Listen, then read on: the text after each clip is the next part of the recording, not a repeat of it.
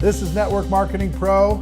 My name is Eric Worre, and today I'm here with my friend, Armand Puyolt. How are you, Eric? How are you? Phenomenal. Thank you for coming to town.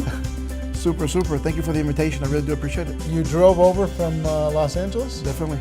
Oh, very nice. Anything for you guys. Very nice. I got an opportunity to meet this guy this last year. We've known of each other for some time, but finally got a chance to hang out a little bit, hear a little bit of his story, see what he's doing, and so we just decided, hey, we should have an interview. Also, at Network Marketing Pro, we know we're far behind the curve when it comes to serving our Latin community. Definitely. Throughout North America, Central America, South America. We're not doing as good of a job as we need to do, and we have a big commitment to improve that over the course of this next year, and I think you can help us. Phenomenal. I would love to help to really do that. To do that. Why don't you talk, as we start, why don't you talk to people about, where'd you grow up? What's your story? Where'd you come from? Well, basically, I grew up with a single mom, right? And with dads on the weekend. Type of deal, and one of the things that happened, especially with my life, is that I ended up going to his hot truck, lunch truck, or road coach, whatever you guys like to call it, and work with him. And I used to love that to do, just to. Where was this? It was in Los Angeles. Okay. So he was one of these original guys that was out there, cooking food for these companies out there. And we used to love to go out there with him and just spend some time. And I was to the point that I was even charging people, and I was giving them the right change and everything. There was no computers back then, so everything was calculated in your brain, right?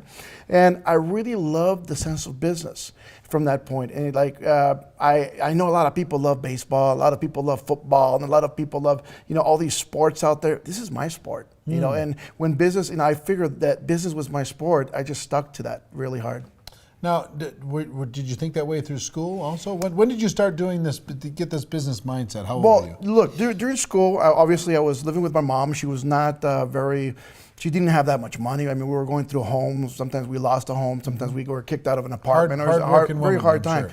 Definitely. And to help her, sometimes I used to go out there and try to find something to do. One of the things that I did was, I was that guy at the high school with, instead of a backpack full of, books, it was full of candy. And I was like hawking candy everywhere else, and I was selling it. I was like, I think I was making more money than the drug dealers, right? But, so I started making a lot of money. People used to know me as, the guy who just always made some money here and there, and, had the car. And I started really growing in that area. So, when network marketing came to me, basically it was one of these situations. It was funny because somebody invited my mom to a home party. Mm-hmm. And when I showed up to this home party and I looked at all her friends buying this stuff, I was like, you know what? I need that stuff to sell it to them without knowing what network marketing was really. So what I did was this, I was looking for this company, I looked for the company, and then until I found this company, I figured out what the company was and basically got in, but and I want to retract a little bit. When people invite you to a company and they say you got to recruit you, to me, that was absurd at that time. I was like, what recruit? What do you mean, sponsor me? What? So to me, I was trying to find the wholesaler. And I was looking for that wholesaler until I found somebody who actually explained it to me. I got in. And so you're trying to get to the source. Exactly. You didn't want to have a middleman. No, I didn't want that middleman, right? So I got this product and I started selling it, but I basically did this. I never knew network marketing. I never did network marketing. As a matter of fact, this company was a step to learn what network marketing was for me, because what I did was I took this product and I hired. Now, I didn't recruit no one. I hired a lot of kids from my school with the school jerseys and the jackets and everything, and we went door to door. And basically, everybody thought we were selling chocolate or something for the school, but this product we were just hawking it every door. Everybody was buying something. So I kind of got to the top of the ranks there in sales. Not in the network marketing sense, but in the sales wise, and people were trying to figure out, how is he selling so much product? As a matter of fact, a lot of people at my age, because I was 16, people thought that maybe it was my mom selling the product, and they were usually using my social or something, to do the business. So when that happened, and I went to this regional event where they talked about, they put me on stage and everything, it kind of had this one cold feeling where you know you didn't belong in that room, you know, because everybody's looking at you like you're doing it wrong, but how you being successful, you know. And I kind of got off the stage and just headed right out of the room. And I mean, I just went as far as I could, you know, and just sat down. So you're just going on pure passion and hustle. Definitely, that's all I knew. You just said like, hey, this is a product, I can sell it. I'll come up with my own little plan to sell it. Yeah. Didn't even know that these people already had a structure. Definitely, no. I was building my own business. Right. You know. So definitely. you had a bit. They were just a product supplier for you. Yeah. Yeah. Definitely. Right. Definitely. So you're getting recognized for stuff you didn't even understand what you're getting recognized. Well, for. I didn't even know why I was there. You know, and to get the reception. Was your mom involved? No, not at all. Oh, okay. Not at all. But every time, you know, when I got onto the stage, right, and they were doing the recognition, and I'm telling them my story, how I did this. One of the things that I noticed is that I got this cold feeling from the room. They were like, oh, you're going door to door? Ooh. No, it was like deers and headlights, man. People were looking at me, and I says like, oh my God, this is not for me. So I was very upset at myself being on stage, and that to the point that, and I was very like angry or didn't feel welcome just in there. Yeah, so much. And I just, as soon as I finished, I just walked out and went right out of that room. And I went so far to sit down at this little coffee shop that was not even coffee, it was a coffee kiosk, right? And then, you know, I sat down at this table, and one of the gentlemen that was one of the husbands of one of the wives who really was the big ranks in that company walked up to me and said, you know what you're doing is all correct, but what you're missing out is residual income. And you need to learn a little thing. And so he started explaining to me all this stuff, and that's how network marketing started really clicking into my head and what it was. So he explained it to you, but you didn't turn it into the big money until later on in life. It took me a couple of years right after he told me that. It just clicked. You know, I kind of turned it into, I went to a great company with him, and because I followed him. After that, I didn't want to do nothing with that other company because of the way I felt. And when I went with this gentleman, we went into another company that was launching, and we had very good success after that, about a few years there. Unfortunately, the government, you know, deregulation happened, and we're forced to scatter and look for something else, unfortunately, at that time. But after that, we've had good success. And, you know, I think I'm one of the lucky ones. And when I say luck, it's because I think I was put in the right place with the right people who taught me the right things, because I see a lot of network marketing right now, and a lot of people in network marketing that are just told the wrong deal, the wrong steps to take. They're coached wrong into building really good residual, real good income. And I was so lucky to be put into a place where people actually knew what they were doing, and they were teaching me the right steps, and they were moving, and I was just absorbing everything. And I think that's what led to my success here in network marketing. Right. Yeah. And you've had an explosion of growth recently. Definitely. Our company just hit over $100 million in sales in a year, so I think that is just phenomenal. So we're doing very well. And your growth has grown far over $1 million a year. Definitely. And you're helping a lot of people all around the world. Yes, sir. You've expanded your business into the Hispanic marketplace dramatically, right? What percentage of your organization do you think? I think 90% of our business is in the Hispanic area, and it wasn't calculated that way. I mean, it was not my strategy. As a matter of fact, I started in the United States and moving really strongly, but the leadership that I brought along from, you know, that I brought along from other companies, they were Hispanic, first of all, and it kind of led into that market, you know, just organically.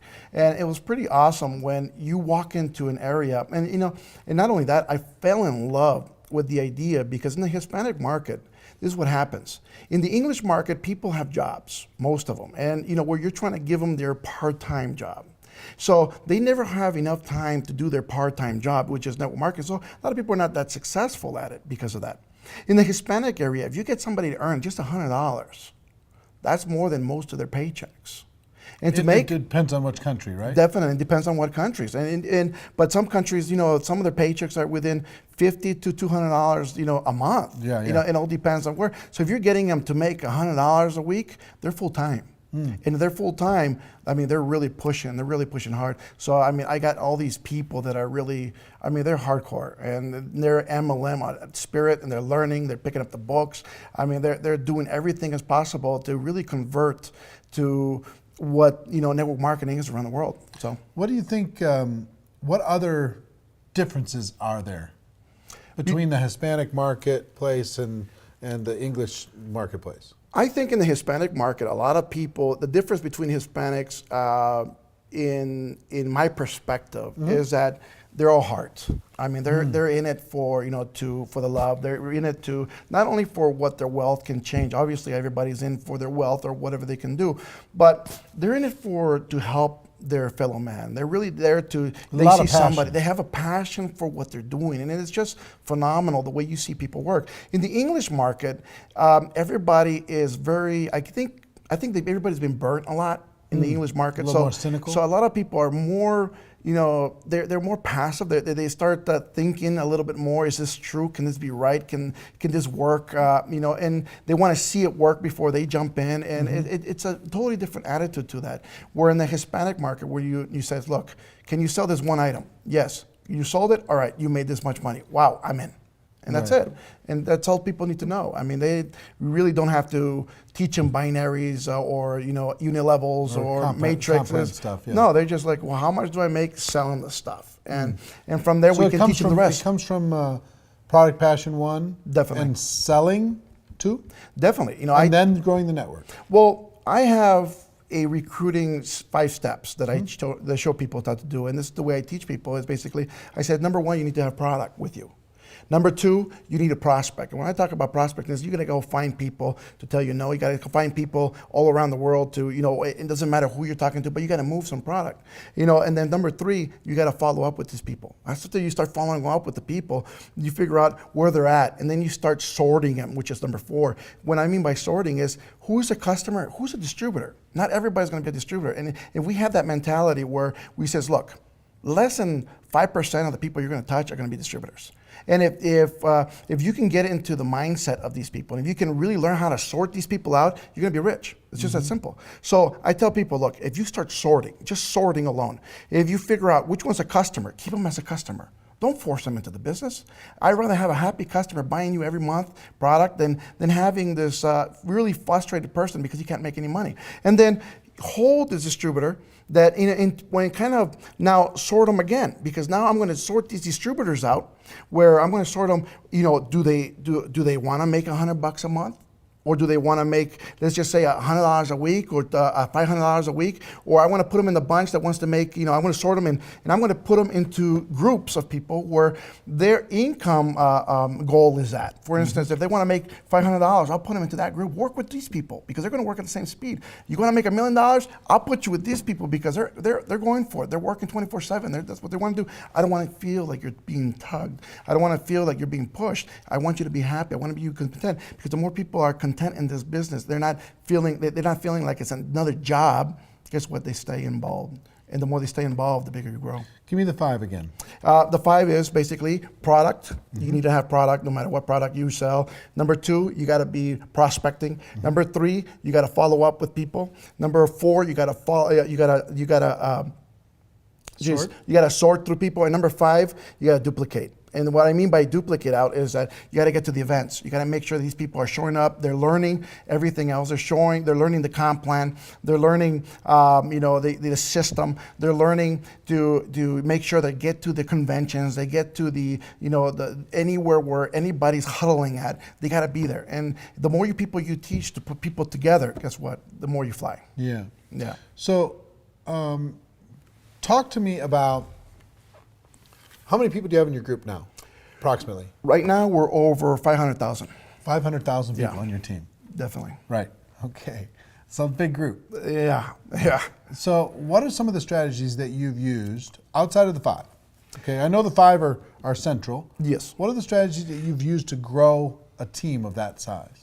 Well, it's basically finding leadership. I think that's the big key of finding people who are willing to stand in front of the room, willing to really, control, and just showing leadership how to control larger groups, how to control groups that are, 20 plus people or, 100 people together, and how to put them together, how to make them work together.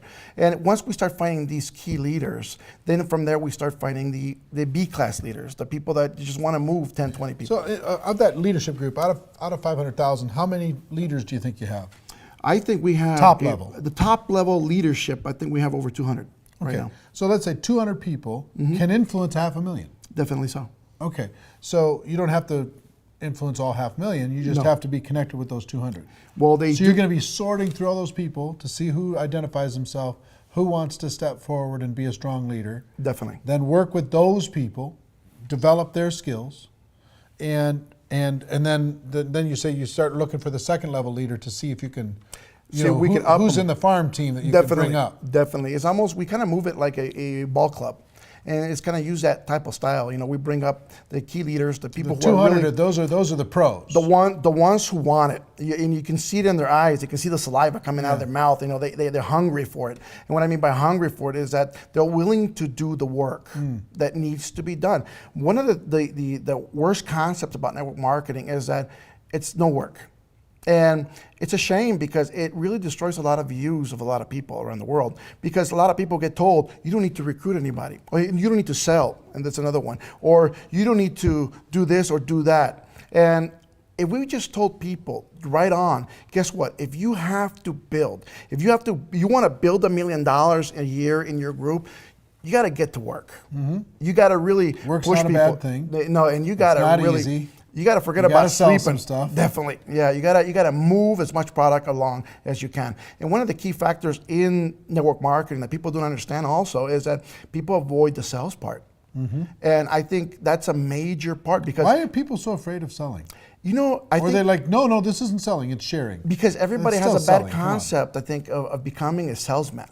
And I tell people, look, I don't care if you're recruiting, if you're trying to sell them the big pack or the small pack in your company, you're selling it. Of course. And if you don't learn you're selling your kids on eating their vegetables. You're selling somebody to brush their teeth. I mean, definitely. Everything's about sales. Yeah. So the more we teach people on how to really close people with these sales, the better they're going to get.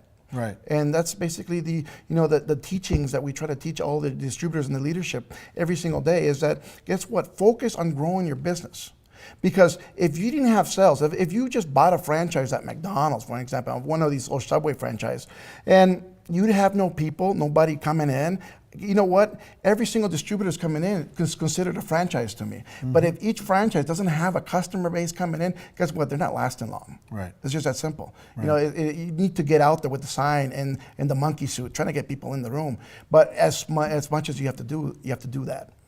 How do you stay in communication with such a large group?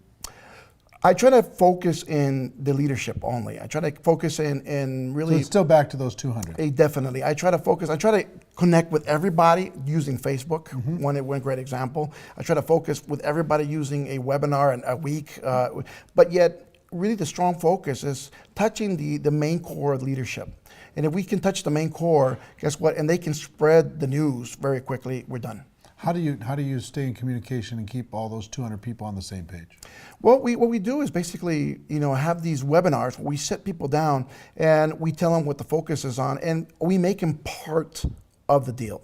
We make them part of the, it's not just my idea. Exactly. It's not Armand's idea what we're going to do. It's, well, what do you think we should be doing? And we get everybody involved in this. It's almost like a boardroom. And whatever everybody likes, everybody votes, let's go, let's do. Definitely.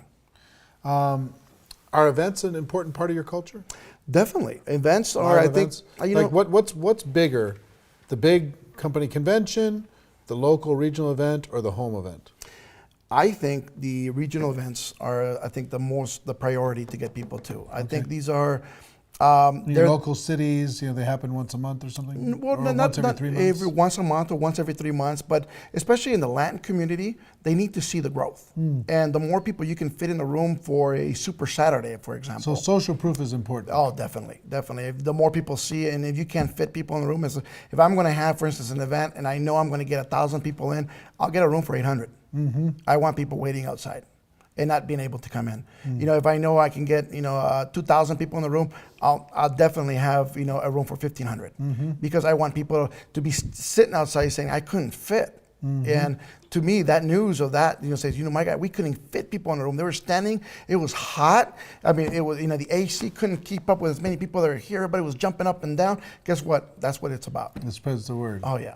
It spreads it very quickly. So you think that's probably the biggest, and then after that, company convention. The convention. Recognition is a very key point. You know, when people walking by with their rings or their checks, or even though just their pins. You know, when people are showing up and they just hit the first rank, guess what? That is the most motivating thing. People have to understand that most people, in my philosophy, most people have never been recognized for anything. Yeah, that's true. And when they get just a minor thing, I mean, I was growing up. Just one my example, I was the big brother. I was the one babysitting my younger brother. I was dad, and he was only 2 years younger than me. So everything he did was marvelous. Everything I did was wrong, right at that point, But I would have loved somebody to tell me, "Hey, great job. You know what? You took care of him. Good. Thank you. You made dinner." I know she was tired. I know that she didn't mean not to do it, but a lot of people live through this. So even just getting a simple pin at the first rank, guess what? That's going to motivate your team faster than you can ever reach. Yeah. And guess what? The more we do that to people and recognize their work. As a matter of fact, every time people walk in, I do recommend everybody in network marketing, if you're a leader, when you walk in a room, say, "Good job. You know what? Thank you for what you're doing. I do appreciate what you're doing." And the more you tell that to people, they feel like, "Oh my God, you noticed. Thank you." And they start working harder. One thing that kind of, it's a hidden thing that the top earners always do. Yeah. Every time they come into contact with somebody, they find a way to compliment them. Definitely. Their top earners are complimenting machines. You have to be. They're like, "Oh, wow, look at those shoes. Hey, look at that smile. Hey, this guy's a star. Man, the energy's unbelievable." Whatever it happens to be. The first thing comes out of their mouth to prospects is a compliment. Definitely. And it's sincere. It's not just a flattery thing. No, it has to be, because part of their nature is to build people up. I think it is a part of the culture we build, especially as leadership. And that's one of the reasons that I love your events, because every time I've watched it before, via online and then, or video, and then being there live, when you get to my level, where I'm at in the company, on the top of the company, and I'm the first distributor, and you have no one to really talk about different situations that you've get into, right? And it's beautiful to get friends that are in the same situation in different other companies, where you can literally call up and ask and says, what happened when you reached this and this happened to you, or what this issue happened with your distributors, and when you have that kind of base also. That's phenomenal. That's why I really support what you're doing, because I think a lot of people need to see that it's not about the companies. This is an industry, and the industry is about people. Yeah, and that's what we need to show. Recognition, support, complimenting, having each other's back, camaraderie. Definitely. The personal. How important is personal growth? Definitely. Inside of your culture, inside of your organization. It's important because, see, personal growth is, first of all, I try to teach people at the very beginning as they're coming in to get into a little small system, like the 5 steps, for instance. Just like McDonald's tries to show you how to make a cheeseburger, right? You put the bun, you put this, done, wrap it up, let's go. So they know what they're doing right away. After that, you try to get them to learn a little bit better. Most of these people, especially in the Latin community, or even here in the United States, a lot of people have not had the schooling. Even just a regular schooling, most of them have not even graduated high school, and now you bring them in and you show them these steps. They're hungry to learn. And a lot of these guys, especially in Latin America, they didn't go to school because they weren't smart. They didn't go to school because they couldn't afford it, or they had to work, or they had to do something else. But everybody was hungry to learn something. And if you can teach them the art of what is self-development, man, it's just a change in the world for them. Yep. And some people, and I believe this. People are in network marketing. If they're not here for the money, which is the minimal part, unbelievable, most people are here for the self-development because they know what they're going to learn. They feel good. It's almost like going to church every week, and they sit there. They're growing. They and clap. This is an environment. I've got lots of friends that they got involved in network marketing just to get around a positive group of people. Yeah, definitely. Just to change the people they're hanging out with. Instead of a negative environment, they're in a positive one, and everything else is a bonus. One of the times that I was... I stepped away from network marketing for a short period of time, and I didn't want to go back into network marketing. But what drew me back was being with the people, stepping in, the camaraderie. I just had to go back in front of the room. So I loved spending nights on Thursdays, Tuesdays. some people don't understand this, but network marketing is not about the product. To me, the network marketing is not about the money to me. It's about the people. And when you're with people, then you see them change. You see them smile. You see them thanking you. You know what? To me, that feels, and that's what it's about. It's about feeling. It's, you know, it's not even about the money no more. It's about how many people we can change. You know, if I had to pass away, you know, if for God forbid that something happened to me on the road, right? I don't want my legacy to be how much money I made in network marketing, because I know, you know, if somebody says, hey, this guy made 10 million, 12 million, 13 million, 14 million a year, guess what? It's chump change compared to what Bill Gates is doing. You know, so you're down there. But if we can show that your legacy is going to be how many people we can help, and how many people we can change their lives. And I'm not talking about making them millionaires. It's just paying their bills, making sure they can put food on the table for their kids, making sure they can do something more in their lives. We're done. I mean, I that's what I want. And that's what I want to be recognized as the person who changed the most lives in this world. And that's where we're at. I mean, my wife laughs at me and says, you know what, you think you're Mother Teresa of network marketing? I goes, no, but you know what? I have a calling for this. And I think that's what we're at for, and that's what we're pushing for. So, I mean, that's one of the big reasons we're going to bring a huge group now from this period on to the Network Marketing Pro events. You know, and I'm going to I'm going to fill the rooms, and the reason is that people have to see that part. Unfortunately, in regular network marketing, in the regular conventions, you get just the business, but nobody sees the industry. And when you see events like yours, one of the things that I love is that you see the industry, and guess what? We're all the same. No matter what company you're at, nobody's same hopes fighting. And dreams, exactly. Same Nobody's basic skills. Fighting in that room. Nobody's wearing their pins. Everybody's hugging each other. They know each other from Facebook. You know what? It's like Facebook exploded in live, right? And when you're sitting there and you're hugging, you're taking these shots, and and you're loving it. I have friends from all parts of the world in different companies, and when you can really do that without having the fear that, hey, you know what, if I take a picture with Eric Worre, am I going to have my check cut? You know what, that's not what it should be. It should be the industry and the industry as a whole. That's it. You talked a little bit about legacy. Talk about what makes you different. What makes you different? You just as an individual. What makes you a better leader? What makes you more successful than somebody else who joined same time you did, or around the same time you did and hasn't had the same kind of success?